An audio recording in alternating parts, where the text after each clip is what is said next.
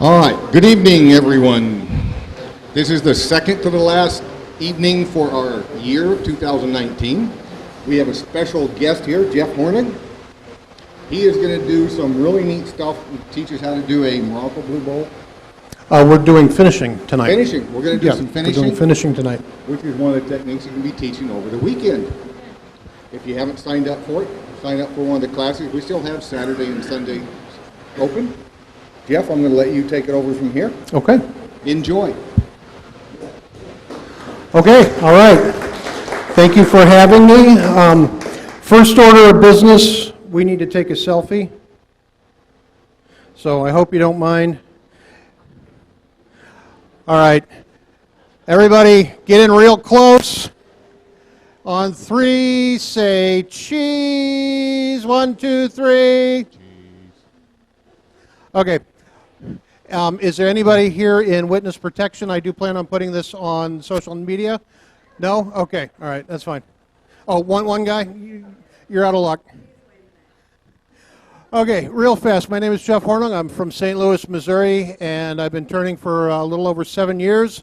I've been doing it full-time for about 4 years. Been teaching 5, and I really enjoy what I'm doing. Being able to come out and demonstrate for clubs to share what I've learned is one of the best parts about this whole thing. Selling product and making money is also important, just because Daddy needs gas money and St. Louis is a long drive home. So I wanted to let you all know that if you are interested, I will have 5 Nova Comet 2 lathes. Right now they're at Ron Howe's house and they are new in the box, sealed. I had them shipped over from Nova in Florida a couple of days ago. They're going to be used a grand total of 2 days at the retreat next weekend. I did not bring my trailer with me. I do not want to take them home. $500, you get a lathe, all of the normal accessories, plus a G3 chuck and a set of mini tools. Normal retail on that's about $600. I normally retail them for about $575. But like I said, I don't want to take them home. There's 5. First come, first serve, cash, credit card, PayPal, doesn't matter. Get with me at some point between now and early Sunday morning. Not this coming Sunday, but the next Sunday after the retreat if you want one. But if you want one, let me know, because at the last 2 retreats, I sold them all and I sold them early. So I think that's the only gratuitous sales pitches I need for the retreat. For this weekend, like they said, we're going to be doing the Morocco Blue. So basically, it's a blue version of this with white wax in the texture. We're going to cover bowl design, holding on a recess, using texturing tools, applying dye color, applying a contrasting colored wax, and then finishing of this particular bowl. I'd like to hope that we can get at least 2 of these done in a session. We'll be here all day, Friday, Saturday, doing these. And if not, if you're at a level where you prefer to take a little more time, that's fine too. Everybody should get out of here with at least 1 finished piece, and the only thing you might need to do when you get home is apply a spray finish. I don't know if they're going to let us.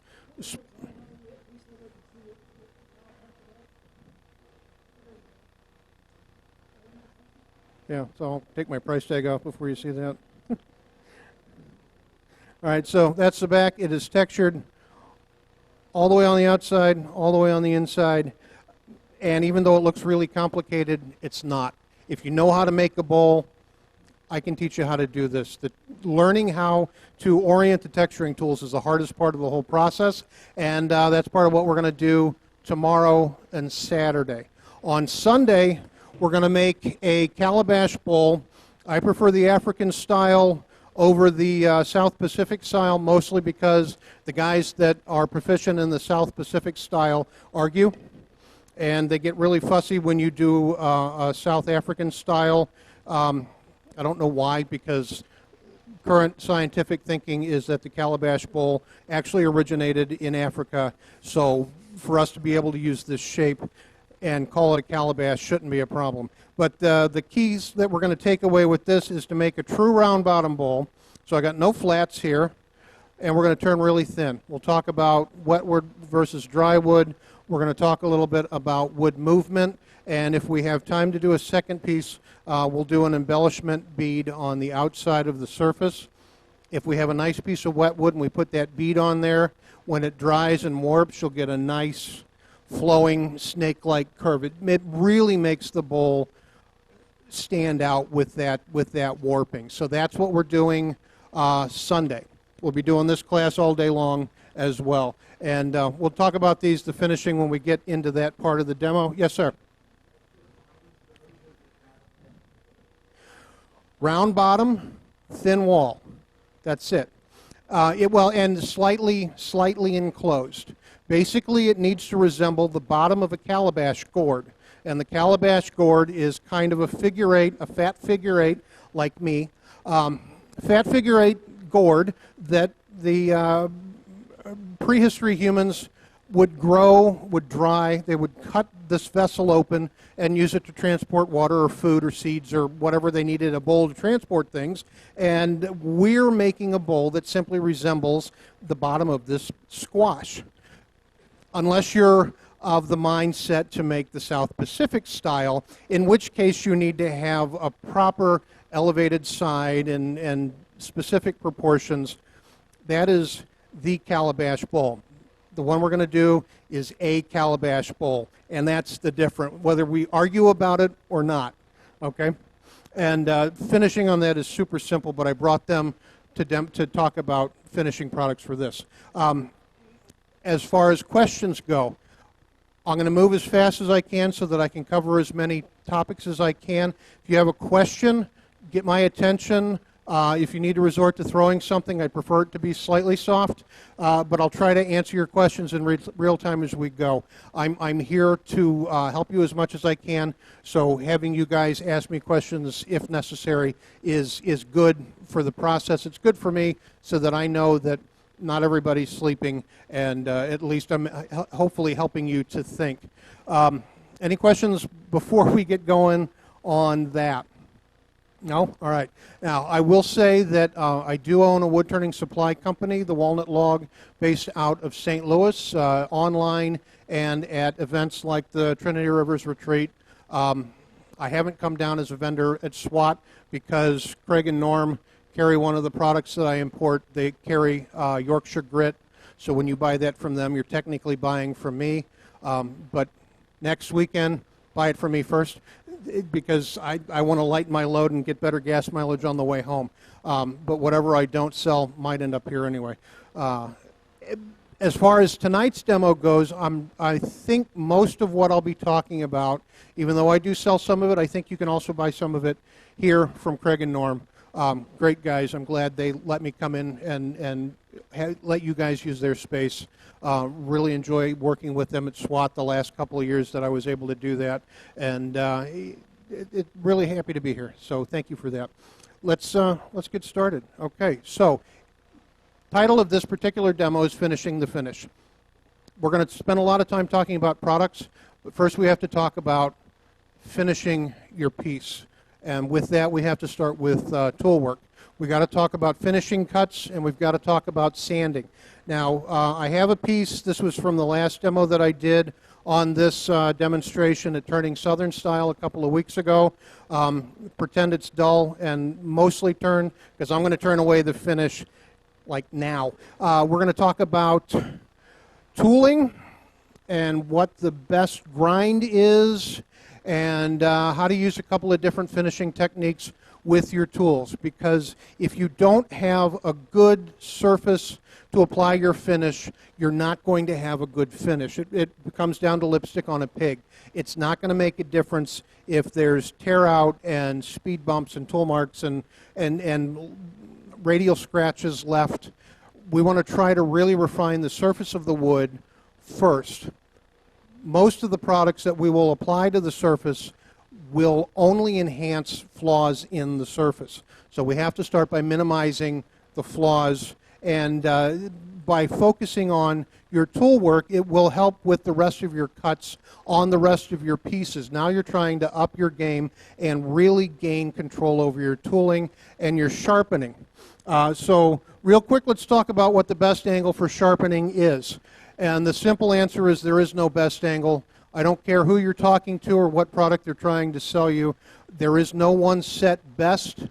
I know what I like and I know what works best for me. I can guarantee you it will not be the best for everybody in this room. Some of you might like that. Some of you might prefer a different angle, a different tool, a different grind. It doesn't matter. Learning how to use your tools, learning how to get to a point where you can reproduce your grind is way more important than the actual grind itself.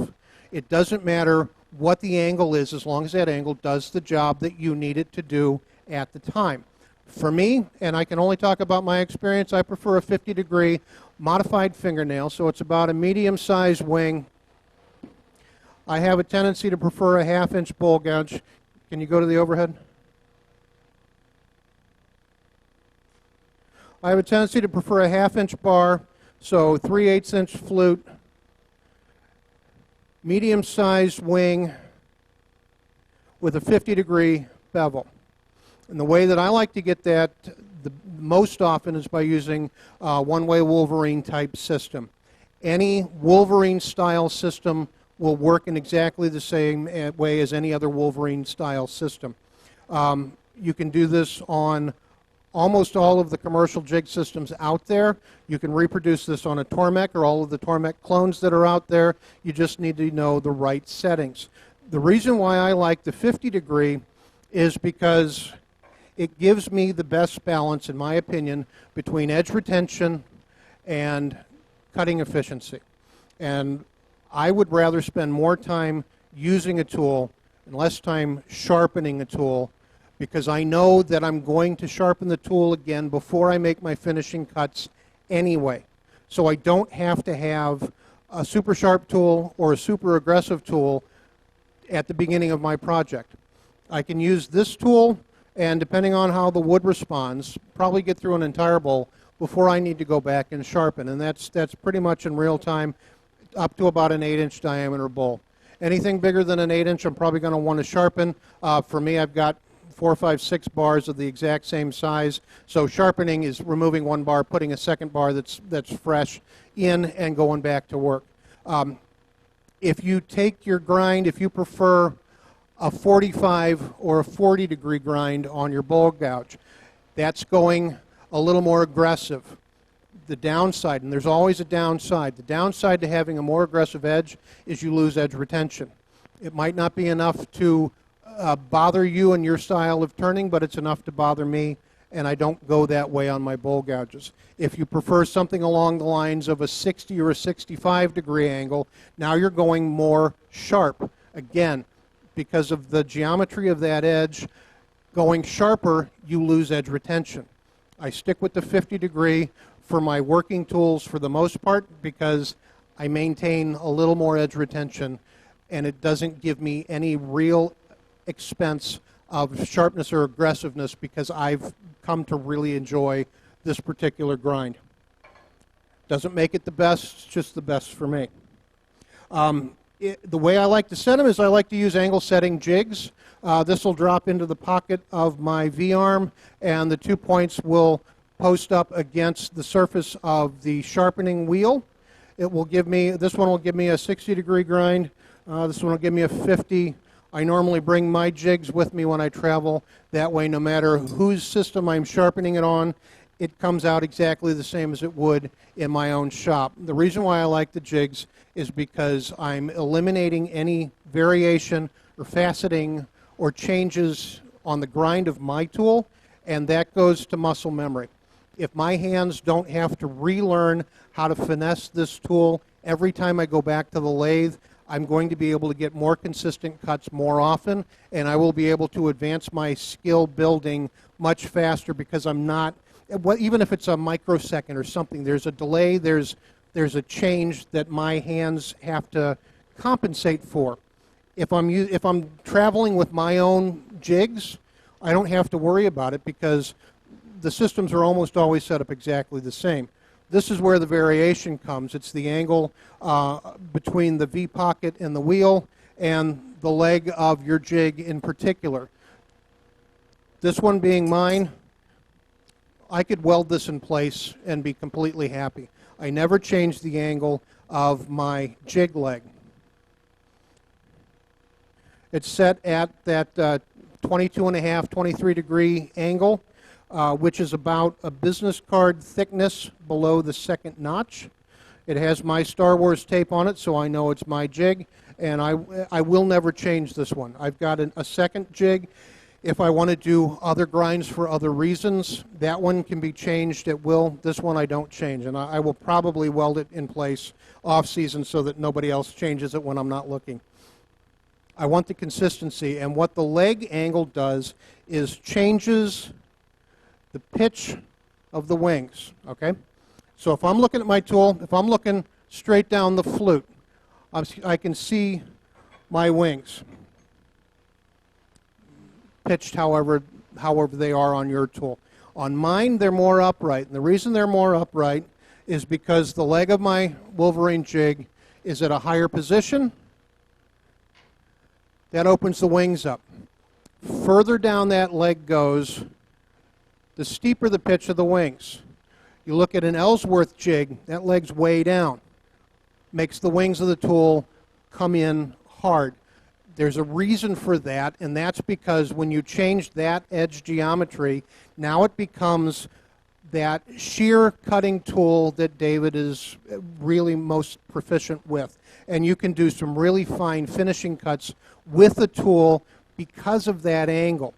Flip side, and there's always a flip side, you lose a little bit of aggressiveness on the inside of your turnings if that's the only tool that you have to work with in your shop. Now, as you get to use your tools and get to know them, your speed will increase, your proficiency will obviously increase, but understanding what the different jigs and their settings do and can affect on your tool steel will help you dial in, experiment a little bit, dial back into something that you really more prefer to have, or find yourself that new best grind that really does what you need it to do. Most of the time, I'm just working with this 1/2-inch bowl gouge. Most of my finishing cuts I can accomplish with this grind.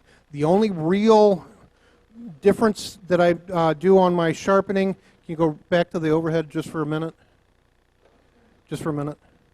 The only extra step I take is I knock off the heel of my tool. I don't need a 3/8 inch long bevel. My skill has gotten to the point where I don't need that much metal against the wood for support purposes in my cuts. By shortening that bevel, it does a couple of things for me. It allows me to make really nice clean cuts on the inside of a bowl. When we get into the calabash, I can do a heavy undercut with a standard 50-degree bowl gouge just by knocking the heel off. My bevel is fat eighth, maybe not quite 3/16, maybe no more than 3/16, and that's all I need, and I can do a nice undercut with this one tool. I don't have to buy a specialty tool. I have them, I use them, but I don't have to buy a specialty tool in order to get that undercut. The other thing it allows me to do is have a faster cut. I can move wood faster because I'm not dealing with as long of a bevel. The chips end up clearing faster. It's a smoother transition across the wood. There's probably some friction differences. Might not make any difference where you're at. For me, my tool was getting in the way and the solution was knocking the heel off. So that's really the only modification to this, except for changing the grind to what I prefer, and everything else is stock and straight out of the tube. I can put this grind on any tool on the market, and I can do absolutely the exact same thing. Depending on the quality of the steel, I might have to sharpen more. I prefer M42 simply because it's a higher quality steel. It will hold an edge longer than M2 and some other lower quality high-speed steels. If you prefer A11 powdered metal or the titanium nitride coated tools that are coming out, they hold an edge pretty much as well as the M42. They're all about the same price range. And as far as brand goes, it doesn't matter. There is no best tool. Use what you like. I use what I like. I don't use what I don't like. You need to do the same. Don't get stuck in arguments over what's best, because you're the only one that can determine that in your own shop. All right, moving forward and talking about finishing cuts. Now that I've got a nice sharp tool, I have a lot of different options. Pretend we've turned this in real time. I've got a nice shape on the outside. Let's pretend I don't have finish on the piece, but maybe I've got some tear out. I need to get rid of that tear out. All right. What's the ticking noise? That's ticking noise. All right, let's pretend I got a little tear out, usually up in here. Along the end grain, two sides of the bowl, there's always something. I can't sand tear out away. I can cover it up.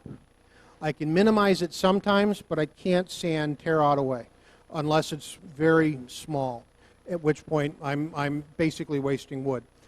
I can, however, cut tear out away. I can sand away tool marks. I can't sand away tear out. Best solution for tear out is to try and cut or scrape it away with a tool, if at all possible. And that's what I want to talk about. I want to talk about a couple of different techniques to try to eliminate that tear out and get the best surface I can before I start applying finishing product. One of them is a shearing scrape. This is achieved by taking a standard bowl gouge, pick an angle, any angle. You need to drop your handle. And when I say drop your handle, I mean really drop your handle. I want the outside wing of this tool to be just a little off parallel, just a little angled off parallel from the surface of this piece. Can you go to the overhead real quick? So if this is my lower wing, I'm parallel to the wood now. I want to have a slight angle in my approach to that tool. Only way I can do that is by dropping the handle, going high on the tool rest, and bringing that tool in, very light pressure. I'm not hogging out the wood. I'm not shaping.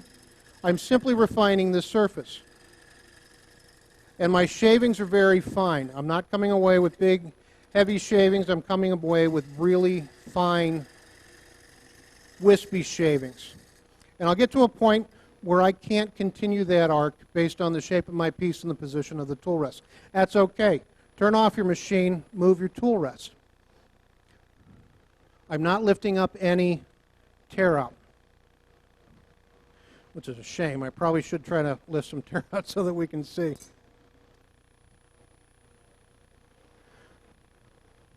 And I'm only running about 700 RPM too.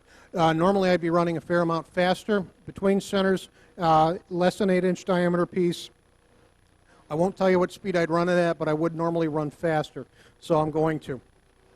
A little more speed can sometimes be the difference between a good clean cut or a good clean scrape and not. If you're between centers, fudge on the speed, dial it up just a little bit, keep it comfortable.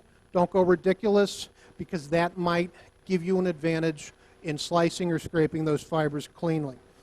I'm changing my position. I'm now holding the tool in a way that I can reach over to the left side and come back to the right. Again, my handle's down. Again, I'm only cutting on the inside of the bottom wing. If you can picture that my cutting surface is on the inside. I'm not slicing on the outside. I'm scraping with that inside edge. And because of this geometry, I have a chance of getting these really fine shavings.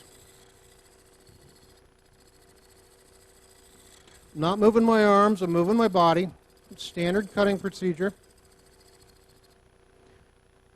When I run out of reach, I switch my position, move my tool rest, change my tool orientation. Handle is still down, and I'm still trying to get that bottom wing perpendicular across the surface of the wood. We ought to put a trash can right there. All right, so I've dialed this piece back. I've not lifted up any torn fibers. I've not damaged the wood. I've simply removed the finishing products from the previous demo. You can see a little glow in here. I've got a nice surface. There are tool marks. Doesn't matter. I can sand tool marks. I'm not worried about little ripples of speed bumps. That's not important. I'm worried about tear out. Tear out's the enemy. I can't sand it. I need to cut it. So that's one option with a standard bowl gouge. You can do this with any grind. We can also do the David Ellsworth style Ellsworth cut. It is very effective and efficient with his grind, with those wings pitched in much steeper. The reason why it works is because you're presenting a larger slicing profile to the wood. You have a lot more control when the wings are pinched in. Cool thing is, if you're comfortable with it, you can do it with a standard bowl gouge. Again, just my standard 50 degree. Now, if you have not tried with the David Ellsworth grind, this might not, and if you're not an experienced bowl turner, this might not be the best option for you, because your flute is going to be very dangerously close to that wide open 12 o'clock position that all of us instructors tell you to stay away from. Now, to do the Ellsworth grind, you kind of have to go right up to that edge. I'm going to have my flute angled toward my piece, so the flute's angled to the left. Hands of a clock, I'm right in between 11 and 12. I'm getting really close, but it could give me a really fine shaving. It could take care of a problem of tear out, and I can do it with just a standard tool. I don't have to go out and buy something else. I'm not hogging out any material. I'm not applying pressure into the piece. I'm drawing my tool across the piece. That's the trick to finishing cuts. And I simply want to get in here and roll it open, that I'm on that bevel just to the point where I'm getting a cut. Where that first process was scraping, this is actually cutting. Again, technically, I'm still on that bottom wing. And it's given me a really fine surface. It's eliminated some of the tool marks that I had in there from the first technique. The surface is a bit shinier. This isn't just a shadowing color. The wood is cleaner than this. I've got a higher grit finish here than I do here, and you can feel it if you came up to check it out. You can definitely feel a difference. Ellsworth grind, if you can get your hand on his DVD talking about that specific grind, that's, in my opinion, if you can't take a class with David, watching his DVD is a great way to learn that technique. I have not taken a class, but I do own his DVD, and that's how I learned the techniques. I refined them with an Ellsworth gouge, and then figured out I can do it with my standard gouge just as well. And for me, if I don't have to set one tool down and pick up another one, I'm lazy. That's an extra step. I don't want to have to do it. So I try to do all of my work with whatever the tool in my hand currently is, and there's no reason not to. So you don't have to have a million tools like I do, unless you want them, and that's okay too. Craig will say whatever you want. But you don't have to have them. And that's what I just want to show you.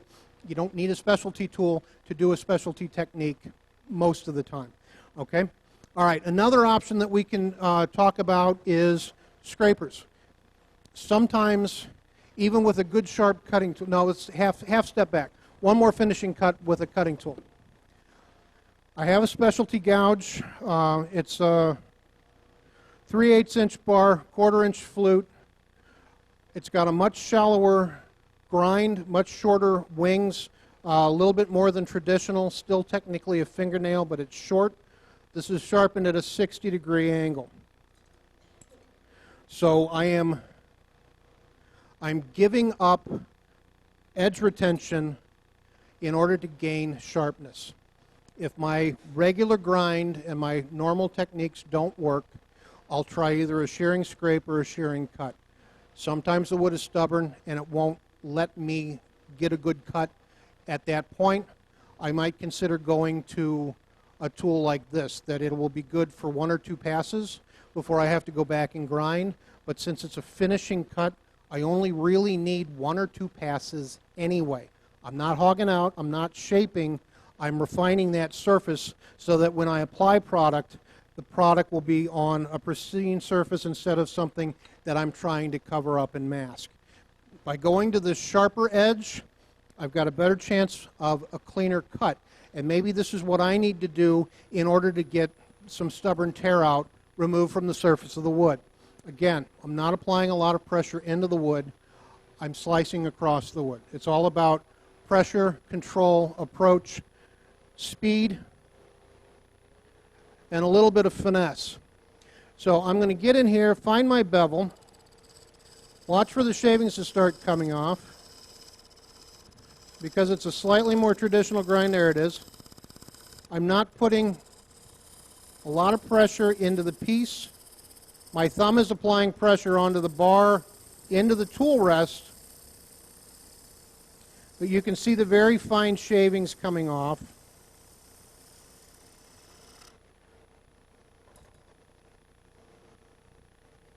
There's the shavings. Very thin, very wispy, almost dust, but, oh, sorry, Ron. You might not want to sit there.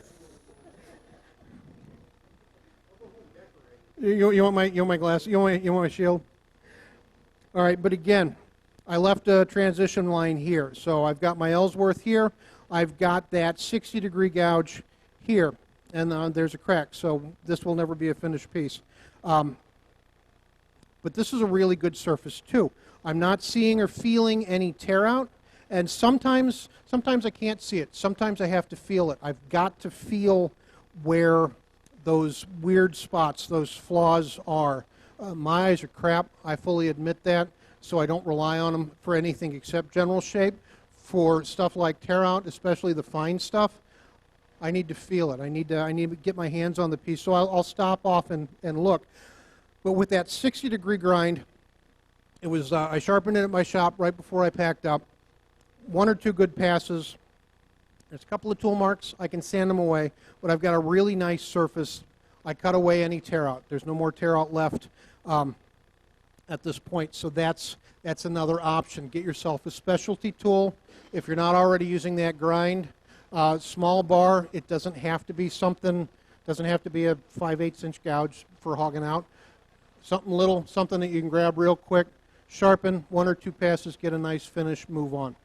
This is one of Jimmy Clue's preferred methods of getting his finishing cuts. He likes grabbing a smaller tool like this with that 60 degree in order to get the surface that he needs. Now, moving forward to scrapers.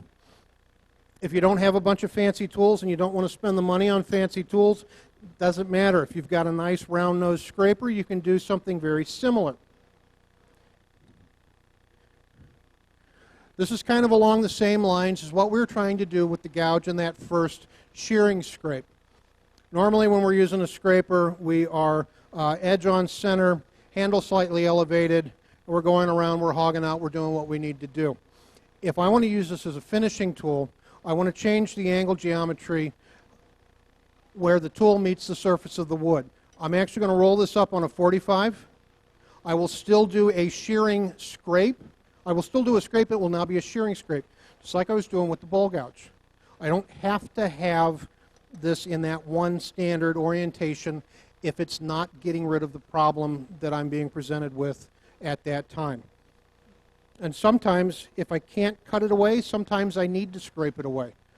A standard round nose scraper is a really good option. Again, I'm not applying a bunch of pressure into the wood. I'm scraping across the surface. I want really fine, refined shavings. Shavings are blowing away. Talk to Ron Howe at the end because I think he's collecting them for me. There they are. And I can just come across the surface of the wood and knock back any tear up. Angel hair ones are down there on the monitor. Check out the wood. Again, I'm not feeling any tear out. I've got a nice surface. This is a good way to get a good finishing cut, and all I did was I went from a standard orientation up to about a 45. On my heavy scrapers, I like to round over that back corner. On higher grade tools, a lot of time that's already done from the factory. If you have a lower grade tool, doesn't matter. Take it over to your grinder. Just round over that edge, or get a hand file or some 220 sandpaper or something. Round over that downward side edge and make it softer. That way you don't have a hard corner trying to catch in the surface of your tool rest. One thing I didn't mention was the surface of the tool rest itself. This needs to be taken care of and maintained and tuned up just like any other tool in your shop.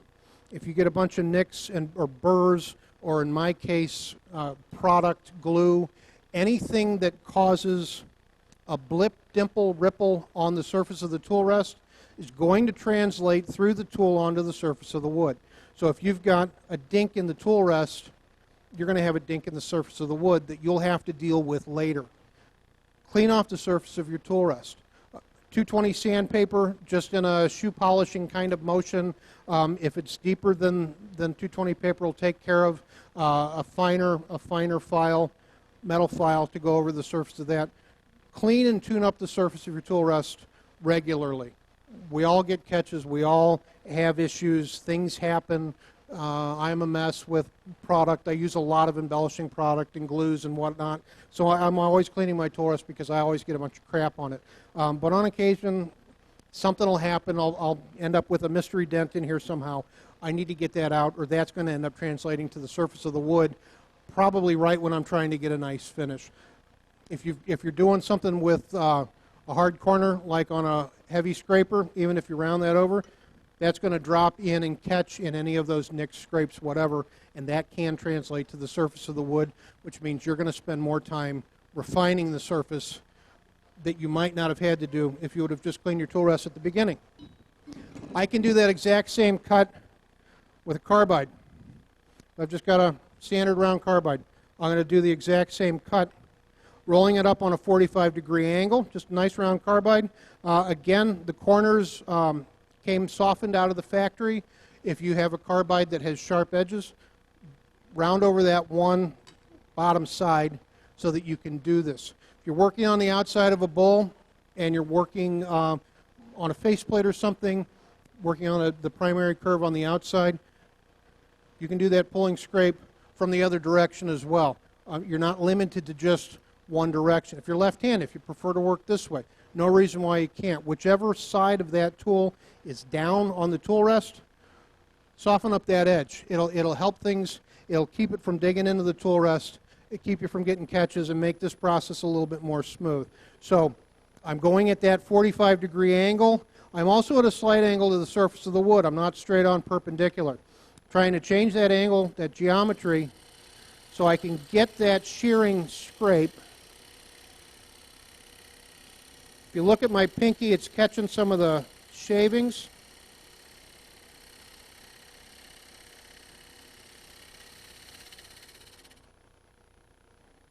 Yeah. Yeah, it's, again, see around for the shavings if you don't believe me.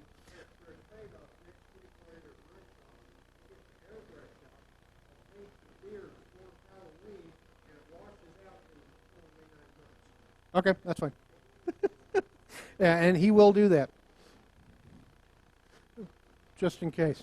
All right, so might not be the best option all the time, but if having the ability to have a number of different solutions for a certain problem will give you a much greater advantage in solving that solution. If you're trying to only rely on one tool or one technique or one something, you're limiting yourself on what you can do.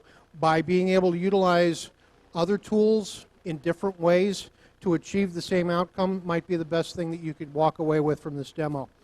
And it really does help, because sometimes the wood doesn't care what you want. It doesn't care what you're trying to do. There's been times when I've had to resort to just hardcore scraping with a heavy bowl scraper on the outside of a piece because I can't cut that tear out away effectively any other way. And there's been other times when I've simply had to chuck the piece or paint it. That's kind of where I paint a lot of pieces. I'm not going to admit this in public, but some of those pieces have tear out that I couldn't get away, and instead of it being a salad bowl, it became an art piece. And that was simply due to frustration. I'm going to leave the tear out in the tool marks. I'm going to put paint on it, and nobody's going to ever know. I'm not going to lose the piece, but I can't fix this problem with what I'm trying to do. So don't always think that you're locked into something just because of the tooling that you have. There's always a different way to try a different approach. And the last tool that we're going to talk about is the negative rake scraper. This is a standard scraper that has a primary bevel, just like a regular scraper, but it also has a top bevel, opposite bevel, that reduces the cutting edge from being on the top of a metal bar, brings it down further into the body of the tool. This will give you a much sharper, much finer scraping edge, and by approaching this the surface of the wood with this tool, I have a better chance of getting a finer scrape right off the steel. Now, the first thing I will try to do is in traditional scraping orientation, tools flat on the tool rest, handle slightly raised. I'm just refining that surface because it's a scraping tool. I can go both directions. I have very nice little shavings flying over towards Ron. I'm getting rid of some of my tool marks. Nice surface. I can also roll this up on that 45.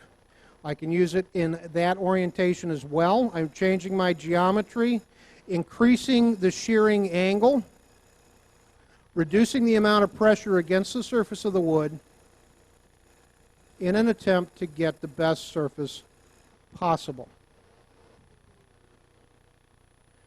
Not everybody has a negative rake scraper. Not everybody wants one. Not everybody needs one, and that's okay. But you can see it's doing a really fine job right up to there where I stop. I've got a nice, good surface. I'm not feeling any issues or tear out. Surface of the wood has got a nice shine on it, and because I don't want to do a bunch of sanding in here, I'm going to go ahead and finish negative rake scraping the rest of the outside of this piece. Now, you can purchase or make negative rake scrapers. If you're a bowl turner and you like using them on the outside, you might want to get one that is oriented to the left and one that is oriented to the right.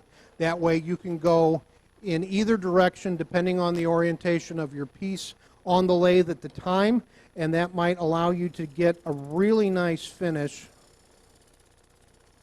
before moving into your sanding.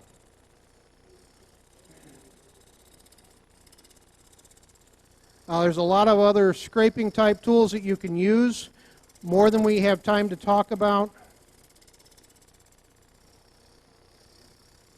I spent a couple of days in class with Michael Hasseluk last week, and one of the things that he prefers to use is a very large, wide diamond point scraper that he'll roll up on that 45-degree angle and get a nice shearing scrape.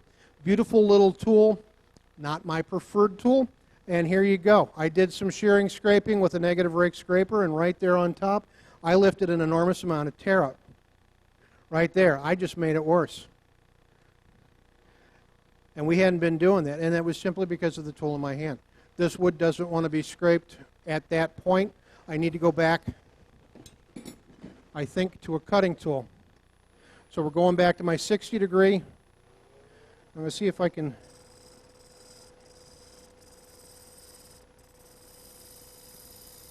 cut this away.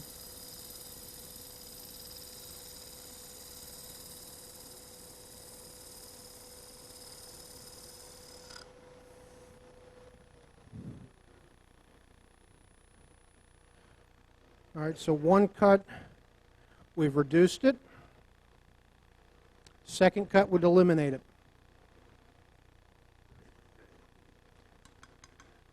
Yeah, that's not a good blank. I'm glad I'm using this for a demo. All right. The next step, if I can't get this with a traditional tool, the next step for me would be to apply a sanding sealer.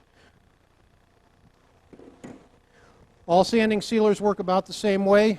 I happen to prefer and sell the Mylan's cellulose sanding sealer. Sorry. There you go. I prefer the Mylan's. I've tried them all. I keep coming back to the Mylan's, and at that point I decided I needed to start selling it as well. Good chance you can get it here. I haven't gone through their stock yet. If you've got Deft or Zinsser or General, doesn't matter. If you've got a sanding sealer, use what you got. This just happens to be the one that I prefer. Some of these sanding sealers come out of the container a little on the thick side. Mylan's for sure comes out of the container a little on the thick side. Simple solution, get an 8-ounce squirt bottle with a good heavy cap. I get these at the Art Supply, one of the Art Supply stores in St. Louis. Art Mart, Dick Blick, Michael's, Hobby Lobby, pick one. You can also find them at beauty store supply places. They sell products for hair. I don't know what hair is. I don't know what beauty products are either, obviously. The key for me on a squirt bottle is the quality of the cap. This one's got a really nice large size cap. It doesn't break after repeated use, unlike these little red guys that have a tendency to split. That one hasn't split yet, but that's the typical red cap. There's the cap on the sanding sealer that I'm currently using.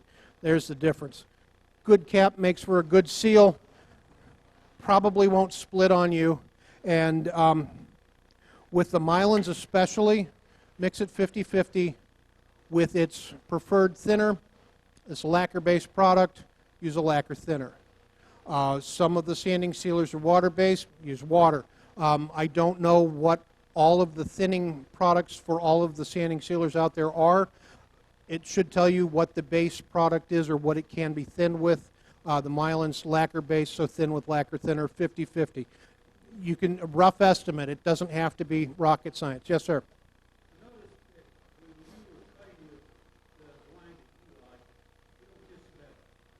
I don't what?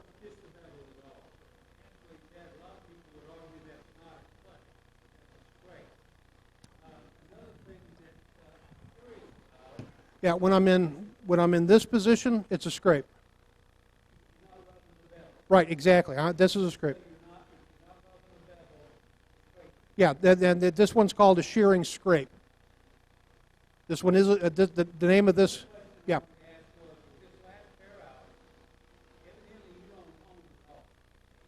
Not when I'm in the middle of a demo, and no, actually I don't. I don't hone.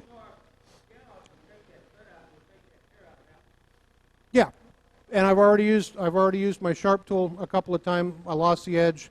I don't want to take time to go to a grinder. I would probably go and grind.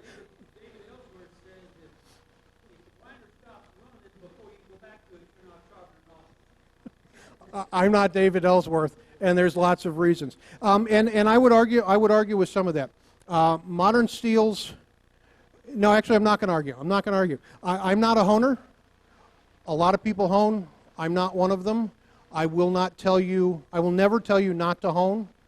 For me, it's an extra step that I've got other solutions to work around, and for time saving in my own shop, I don't worry about it. Honing is not as important, and you're probably coming from a level of experience that I'm never going to have simply because of the time that you've spent within the woodworking community. I've been doing this a total of 7 years, and I've learned from that point. So for me, on high-speed steel specifically, I don't find an advantage to honing. If I was in my own shop, I would have stuck with this tool. I would have already cut that out. For the sake of a demo, I'm going to specialty tools and showing you a bunch of other options. But by leaving the tear out, I now get to talk about sanding sealers. So just an object lesson. Yeah, not a big deal. Some people find honing to be advantageous. I'm not one of those people, but that doesn't mean I'm right. It just means I don't do it. So that I would do. This tool, for me, I personally don't find a benefit, but that's just my opinion. But like I said, by leaving that tear out, I get to talk about sanding sealer, and moving forward, thin at 50-50. This product is designed to stabilize the surface of the wood, to stabilize the fibers at the surface. If I've got a bunch of torn out fibers, if I can't cut them or sand them, it might be because I need to stabilize them. I can use a sanding sealer to apply a little bit of product to the surface of the wood and stabilize them. They're going to be locked into place.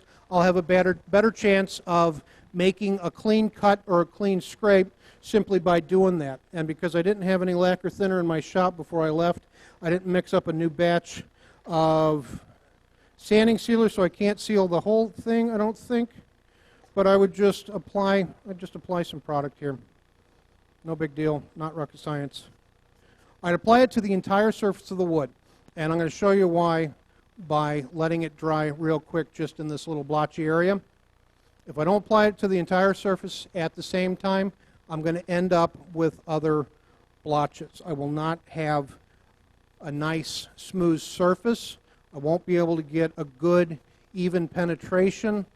And as you look at it, especially with a critical eye, you're going to see variations in the surface as far as the color is concerned,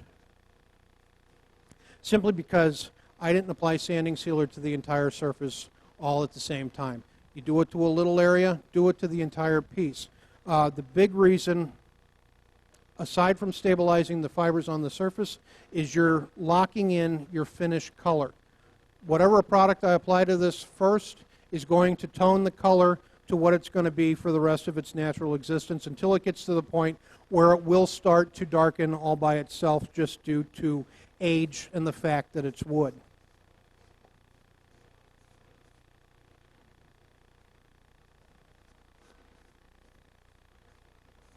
So hopefully I'm going to be able to get this whole thing sealed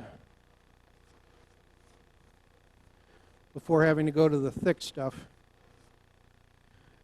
And the primary reason why I thin it is because it will apply easier. It'll go on faster. It will dry faster. Might not be enough to make a difference to you, but I find it a lot easier to work with when it's thinned.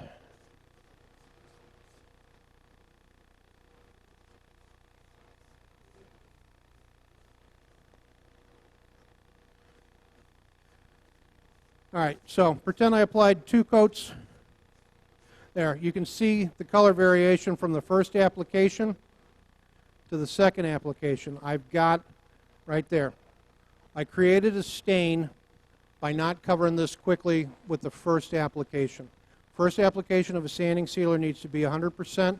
It needs to be fast. Second application doesn't have to be as fast because I've already changed the color of the surface of the wood.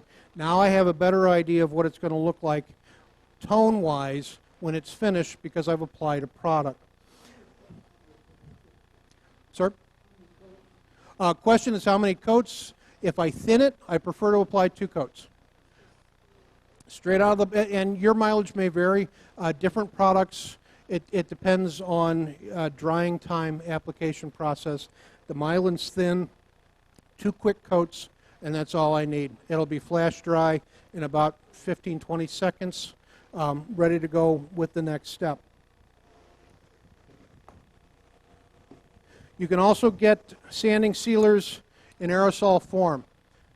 If you don't like messing with that, or if you've got a piece with lots of voids or a burl, or you're working with a burl cap or a natural bark edge or something that you don't want to try to rub over with a paper towel, you can get sanding sealers in aerosol.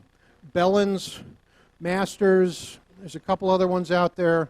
This will allow you to get that sanding sealer on there without a bunch of paper towel mess left over that you've got to try and pick out later. All right, at this point, I can go back, sharpen my tool, take another finishing cut. That might take care of my problem. In an effort to save some time, we're going to pretend that I've done that and I've got a really nice pristine surface. This lower area here does not have any tear out, so we're going to focus on that next. The next possible step in finishing is going to be sanding. I've applied a sanding sealer to deal with a problem. I can go ahead and sand. If I don't have a problem, I would not have applied the sanding sealer at this point. I'd wait. All right? I'd go ahead and I'd sand. And I'd start with a lower, heavier grit, and that lower, heavier grit I encourage you to think of as an actual turning tool. When people joke about the 80 grit gouge, kind of take that to heart and consider it an 80 grit gouge. You need to use that grit to get rid of your tool marks, any dipsy doodles, any other mechanical flaws on the wood. Refine that surface. That's the grit that you want to spend the most time with. That's the grit that you want to use as much paper as you need to. The higher you climb through the grits, the less time you spend with each grit, and the less paper you should effectively need to use because you're refining the previous surface left by that previous grit. So if I'm building a shopping list for the year, I'm probably going to buy more 80 and 120 grit than I am 180, 220, 300, 400, 600, whatever. I'm not going to spend as much, I'm not going to use as much of the finer grits because if I've done this right, I shouldn't really need as much. And the finer the grit, the higher I go up in the grit, the less pressure I want to apply on the surface of the wood. I'm simply refining the previous surface. It's dialed in, it's sanded. That's what I did with that 80 and that 120. So when I want to go to 180, I'm using less paper, I'm spending less time. Speed on your sanding, keep it on the lower side. You can generate a lot of heat sanding. If your fingers start getting hot, you're either sanding too quickly or applying too much pressure, or both. Back off your speed. I like to sand somewhere between 550 and 700 depending on the size of the piece, and I'll adjust if my fingers start getting uncomfortable. I can sand at a higher level, but I run the risk of actually burnishing the surface. If I burnish the surface, if I get really glossy streaks on the surface of the wood, the next higher grit is probably not going to be able to deal with that properly. I'd actually have to go back to that heavier grit, sand away the burnish marks, and then continue. I also run the risk of introducing microcracks to the surface of the wood, which might not show up until the very last buffing stages. And at that point, you've spent a lot of time and effort to get a really nice finish just to find out that there's something still on the surface of the wood that is now making itself known. So keep your sanding speed down. I'm not a big fan of hand sanding. You tend to leave more radial scratches, and at that point, you'd need to turn off your machine, sand with the grain, or sand opposite of those radial scratches, however they're presenting themselves on the wood, in order to get rid of them before moving on to that next grit. To eliminate that, or at least reduce it, a power sanding option of some sort. This is the next step from hand sanding. It is an analog sander, so the head rotates, little sanding pad is velcroed on there. You can make these, you can buy these. Lots of different plans out there, lots of different products out there. In my opinion, on a bowl especially, this is better than hand sanding, because as the piece is going around and your body's moving back and forth, the sandpaper is also rotating as well. Now, what I prefer to do in my own shop is to truly power sand. I prefer a close quarters grill, so a 90-degree drill with a Velcro sanding pad on it, and I'll just run through my grits, climb through the grits with that. If you have a machine that will run in reverse, this is a good time to use that reverse, is when you're sanding. Back to this tear out. Wood is made up of a bunch of fibers. I tell my students it's soda straws. So if you imagine the soda straws, they're running through the wood this way. Here, where my tear out is, that's the end of those soda straws. And while I might be able to cut them cleanly, I might not be able to sand them cleanly if I'm only running in one direction. I will be sanding some off, but I'm also running the risk of laying some of those broken straws back down. If I hit my machine and let it run in reverse, I have the chance of knocking back those broken fibers and getting a cleaner surface. So I really do try to always sand both in forward and reverse, about equal time for every grit as I proceed upwards. And until I get to the finer grits, at that point it's more comfortable for me to run in reverse because I'm sanding on the top. Machine's turning up and over away from me. I'm sanding up here when it's running in reverse. It's more comfortable, and I'm in the final stage of refining the surface because that's what I need to accept my finishing products. The next step after sanding would be to apply another coat of sanding sealer. If you've already done it because you're dealing with a problem and you've turned it away, you've sanded it now, apply another coat. If I'm doing a surface finish like a friction polish or a wax or a lacquer or a poly, I want to have the wood sealed before I apply the first coat of that product, because if I don't, the wood is actually going to absorb part of that first coat of the product, and you could end up with a blotchy surface of your wood back to the color change simply because you didn't seal it properly before applying the friction or surface film finishes. So moving strictly into paste waxes, friction polishes, wipe-on polys, water locks, lacquers, wipe-on lacquers, spray lacquers, all of that stuff. I need to have a sealed surface to get a good buildup of the finishing products. This is also going to give me a base layer of material that will reflect refract the light. Every layer of product I apply to the surface will bend the light. So if I've got 2 layers of different products, both of those layers are going to bend the light in a slightly different manner. And the more layers I have, the more refraction layers I have, the more it's going to look like it's glowing. This is where that chatoyance comes from. That when you look at a piece of wood, especially something with a stunning grain, and it looks like you can just fall into it, it's because it's got a built-up layer of surface product that's bending the light in different directions. Okay? Start with the sanding sealer.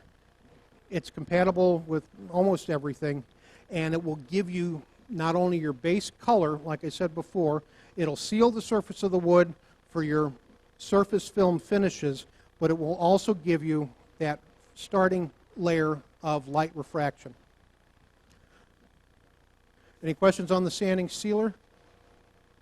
No? Good. All right. So moving forward from there, after that, I can apply a paste wax. Craig sells Hampshire Sheen products. I do as well. The Hampshire Sheen High Gloss is it's a solvent-based carnauba wax. It has a very high carnauba wax content, and it is a great way to build up a really fast, true high gloss finish with a wax product. Downside, there's always a downside, is what you gain in ease of application and repeatability, you lose in durability. A wax finish, at the end of the day, is still a wax finish. It's not going to be as durable as a Waterlox, multiple layers of lacquer, poly, things of that nature. It's a wax. If this is something that's going into a high-use environment, might not be the best choice because it's a wax. If you need something that's quick and easy and repeatable, that's where I like to start. I like to start with a nice paste wax. Application, paper towel, apply a thin coat to the surface while the machine is off. Turn your machine on, give it a quick buff, make sure you've got a light overhead so that you can actually see the reflection of the light bulb on your piece. Whenever you're finishing, you need a light right somewhere that you can see the reflection of the light on your piece. When you apply the product, reflection is going to be wide and blurry. Turn on your machine and buff it. Wax is going to melt, it's going to flow, it's going to smooth, and then that reflection is going to get really sharp. As soon as the reflection gets sharp, when you're working with a wax product, stop buffing. You're done. You've finished that coat. And on a product like this, a true paste wax, you don't necessarily need another coat. It's kind of a one and done. The more you buff it, the more you work it, the more you lift all of that wax right back off the surface. When I've had people calling me and fussing about their paste wax finishes after seeing me work it in a demo, I ask them what their process is. They usually say they buff and they buff and they buff, and they never get a good finish. Well, the problem is they buffed and they buffed and they buffed, and they lifted all of that wax right back off. It's on their paper towel. It's not on the piece. Have a light where you can see it. As soon as that reflection gets sharp, stop buffing. You're done. And it should be just a minute or two at a moderate speed. On a wax finish, that's all you need. On a friction polish, kind of the same thing. We're back to our sanding sealer surface. It's all sanded. It's ready to go. Turn off my machine. On a friction polish, this is a shellac-based product. Most of the friction polish type, true friction polishes, are shellac-based. Shellac, denatured alcohol, maybe something else, but that's pretty much the basic recipe for a friction polish product. This is a high build. I want to have several layers, but every layer I need to pay attention. I don't want to overwork. And some of you, if you've worked with friction polishes before, you know what happens with the paper towel. So we're going to go through the process. I've got my sanding sealer because the wood's already finished and ready to go.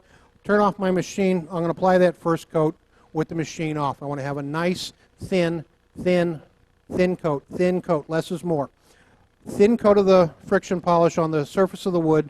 Turn my machine on. Put a little more friction polish on my paper towel. Take a couple of buffing passes. Again, I've got my light here. I'm watching that reflection, which is wide and blurry. As soon as it becomes tight and sharp, stop buffing. You've just finished that step. Let it cool. It's friction polish. Let it cool. It needs to cool and cure, okay? You've buffed it sharp. Let it cool and cure for 15, 20 seconds. The machine's going round and round. It'll cool down pretty fast. A little more product on your paper towel. Third coat. Watch the sharpness reflection. As soon as it's sharp, tight, you're done.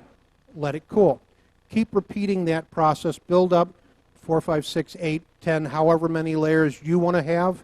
The higher the layer count, in theory, the higher the sharpness or the gloss potential. Downside, there's always a downside, friction polish is it gets really grabby when it's being overworked.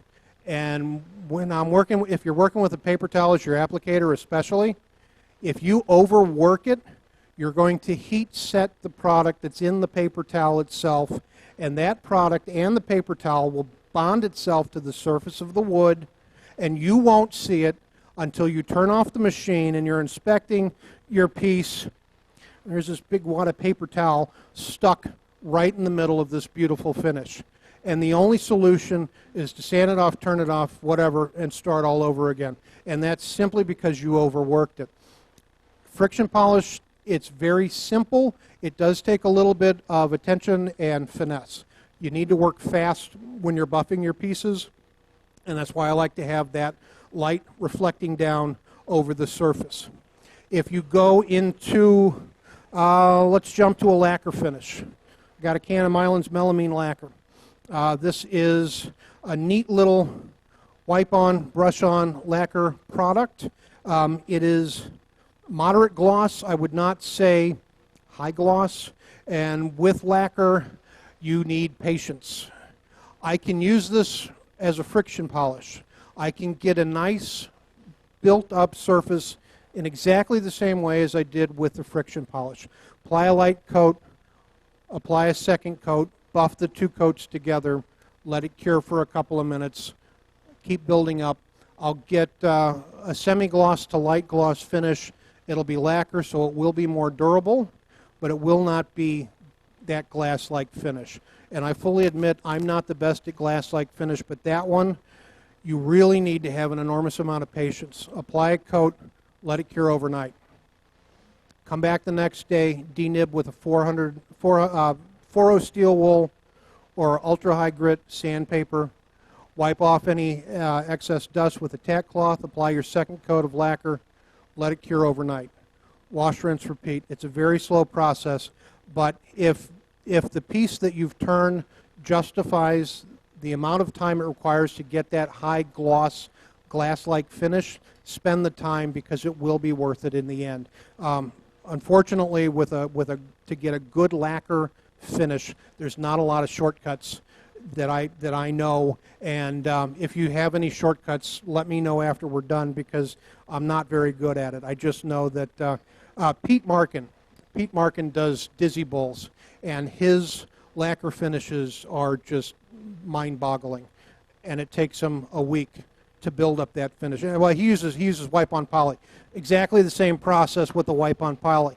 I can use this again as a friction-type finish, exactly the same way as we did with the friction polish or with the semi-gloss on the lacquer. I can do this as a friction finish. Again, it's only still going to be that semi-gloss. If I want the high, glassy finish, apply a layer, let it cure overnight, denib, clean it off, apply another coat, work it for 4, 5, 7, however many days to get however many layers. You need to be in a very clean environment. You need to be patient. You sometimes need to let it start to cure with the machine rolling at a very low RPM or on a barbecue spit thing. You know, the slow rotation in order for it to cure and settle out smoothly and naturally. Machine power is good for that. But patience truly is the key for these high gloss, glass-like finishes. How much? 15. All right, yeah, we can cover the rest in 15. All right, water locks, it's exactly the same as lacquer, except it takes even more time. This is a very slow-drying product. Again, I simply don't have the patience. I've done it. It's been very impressive. I don't want to have to do it again. And that's kind of the reason why I do a lot of painting, is I don't have to do these finishes. Similar technique to the wipe-on lacquer and that wipe-on poly. The higher the shine, the higher the quality of the finish, the more time you need to spend working on it. Now, quickly jumping to food-grade finishes. The myth of the food-grade finish. What is food safe? Well, Mahoney's oil is. Paste wax is. Friction polish is. Lacquer, poly, CA, beeswax, mineral oil, they're all food safe. But there's a caveat. The question you need to ask yourself, especially if you're doing something where you're selling finished turnings to the general public for them to possibly use as a food vessel. Is it safe straight out of the can, or does it need that 30-day curing time, or up to 30-day curing time for any metallic dryers or solvents to evaporate? That's the difference between what I would consider food safe and not food safe. Is it safe out of the package, or does it have to cure for a really unspecified but generally accepted amount of time, and that time's about 30 days. And for me, as somebody who's been in general retail for a long time, in order to avoid lawsuits, if I'm doing something for food use, I'm going to use a product that's safe out of the bottle immediately for food use. Doesn't mean these others aren't, it just means I don't want to get sued, and if I use something that is proven safe out of the bottle, they can't come back to me. So the mineral oil, the various polymerized walnut oils, beeswax, different combinations of those, safe straight out of the can. Yes, sir. Oh, this is Mahoney's utility finish. It's a polymerized walnut oil-based product. If we get into the allergy discussion, I'm not a doctor or a scientist or an attorney, so I can't advise you on this. I do tell people what I use on my finishes. As somebody that does suffer from an enormous amount of different allergies, I understand the process. The people that are allergic to a protein that is in the oil. On a processed product like this, it's been polymerized or heat treated, so that protein has first been filtered and then it's been baked off. Again, I'm not a doctor. I will not tell somebody to dump this down the throat of a child that has nut allergies. I can't make that call. It's not for me. But as somebody that does understand allergies, I know that that's relatively safe, and products like that are relatively safe. Mineral oil, as far as I know, nobody has an allergic reaction to mineral oil. The downside to food safe, straight out of the bottle, is you're not going to get a gloss finish no matter what you do. It's a penetrating oil. You do not use a sanding sealer. You apply several coats to the wood. You apply a coat, you let it soak in, wipe off the excess. Do it again and again until the wood stops absorbing the product. If the wood stops absorbing, wipe off the excess, let it cure. I highly recommend getting a pad of paper towel, letting it sit on that pad of paper towel while it cures, while it sits and dries. It needs to dry. It needs to stop leaching out. If you've got a fancy lace tablecloth on your dining room table, maybe don't put this on that table. Don't ask my wife why I know this, but always make sure you put a pad, a paper towel, under something that you've used a penetrating oil finish on, because it might leach out onto the surface of whatever it's sitting on. Just Jeff's pro tip of the night, watch yourself with that. If I'm doing a food grade vessel with a penetrating oil and I'm doing it for sale, I'm probably going to hit it with a beeswax block finish. I can buff it on, I can do it on the lathe, and I only do that, I do that for a little extra durability, but mostly I do it because it's going to give me a fast shine. The shine will not last because it's beeswax, and beeswax is soft, but it will give me a little more shine, which might encourage somebody to purchase that piece. Just a marketing trick. Lastly, buffing systems. If you've used a wax product already, if you've used a paste wax, don't take it to a buffer because you're just going to buff the wax away. You'll end up adding another coat of wax, but you just spent time doing a step that you removed and did a whole other step. Normally when you buy these, they come with 3 mops or 3 puffs. They come with a triple E compound, a white diamond compound, and a carnauba wax compound. If you're doing something, if you're like me and you like the abrasive paste materials, you can eliminate that triple E bar and go straight to the white diamond. Really super simple to use. The mops are normally marked as to what product they should be associated with. So this is my triple E wheel. Mine comes on a number 2 Morse taper arbor, goes into the headstock. I've got a drawbar that goes through, holds the whole thing in. 1750 RPM or 1725 RPM. Put a little bit of product on here. Less is more. Work the outside, the inside of your piece. You can also get tight-fisted mops that are made to use on the inside of a bowl. It gives you a little more flexibility with your system. One thing I do want to warn you about is you need to watch the amount of pressure you use when you push that piece of wood against the buffing wheel, because the buffing wheel can get to a point where it grabs it. It usually does that when you're using the wax wheel. I don't think I've lost one on the triple E or the white diamond yet. I have researched the wax wheel thoroughly, and every once in a while you'll overbuff, you're tired, it's the last pass on the last piece, you'll lean in, the wheel will grab it, it'll stick, and it'll shoot out from under your hands, and it usually it either hits the bed and shoots that way, or it just flies up and punches into the ceiling. I've done both. Don't do it. Unless you went to public school and you're good with bad words, because you'll say several.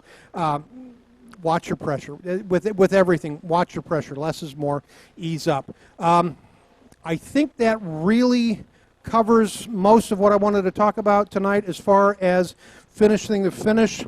Try really hard to get the surface of the wood dialed in first. That's where your skill is going to give you the biggest advantage. Minimize the pressure on your cuts, refine your sanding, and then use the products as they're intended. Oh, 2 other things. There is no cyanide in CA glue. Cyanoacrylate glue does not contain cyanide. The odor that you're smelling is just an odor. I don't know what is in there. I know it's not cyanide. It's not going to kill you unless you're allergic to whatever's in there, and that's a totally different story. The other thing is Danish oil. Danish oil, Danish oil. There are very few Danish oils sold in America that are actually Danish oil. And the reason is because Danish oil is a generic term that has been around for centuries. Nobody really knows what Danish oil is. It's not one recipe. The books say it should be an oil and a solvent. If you read the ingredients on Watco Danish oil, there is no oil. It's a varnish. So the Watco Danish oil has no oil, therefore it can't be a Danish oil, but that's the name on the label, and that's how they sell it. And a lot of us use it, and if you understand that it's not actually a Danish oil, it might work better for you. It's an in-between. It's in-between penetrating and finishing. You need a couple of layers, and you can get a nice shine, but you have to let it cure in between. So work with the products that you have. Also, if the bottle says finish, tongue oil finish, something finish, it's probably not what the label says it is. Formby's tongue oil finish has no tongue oil in it. I don't know why, it simply doesn't. And I've researched this a lot. Some of the ones that say finish do have the products that they say on the label. A lot of them do not. Read the labels just like you do if you're on like I'm supposed to do, since I'm supposed to be on a diet. Read the product labels, know what's in the stuff before you use it, and that will allow you to understand how to apply them in the best way possible. All right? Any questions? Yes, sir.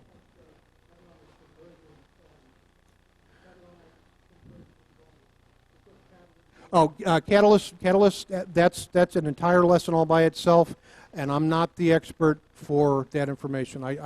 He was asking about catalyzed finishings, and I know there's a varnish and a lacquer where you're actually adding something to kick over the curing. I have no experience in that and can't speak to that. I'm covering the basic stuff you can buy at the hardware store. All right. Any other questions? No? All right, ladies and gentlemen, thank you. I appreciate you having me out here.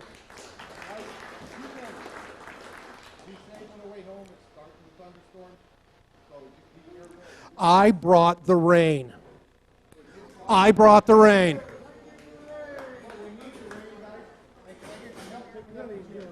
Thank you, sir. I appreciate it.